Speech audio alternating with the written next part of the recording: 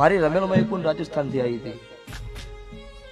Video જોતી એટલે એને કીધું ભુવાજીના ઘેર જાતર હ અને બધા જઈ એમના હંગાત જવું છે, પણ ભુવાજી મને બોલે કોઈક પૂછે ને તો જ મોનું ના બધું સાચું હોય। हिंदी बोलती थी कि गुजरात का बुआ जी है, जो माता जी उसके पास है,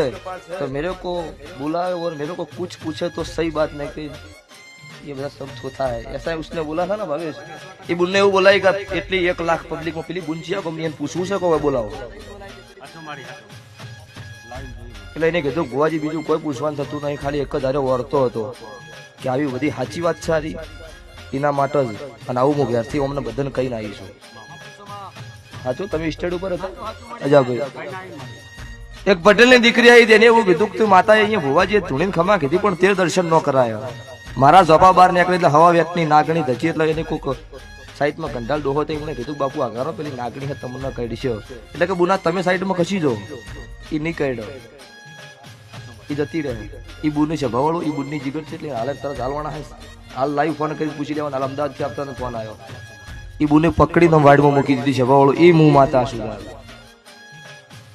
તમે કોઈ હોય મને તો ઉકો કરો છું પાલોન કદા લઈને આવું હું આવીશું લે એમ, એ તો વિશ્વ હોય જેની શ્રદ્ધા હોય એનું નાવડું તરી જાય।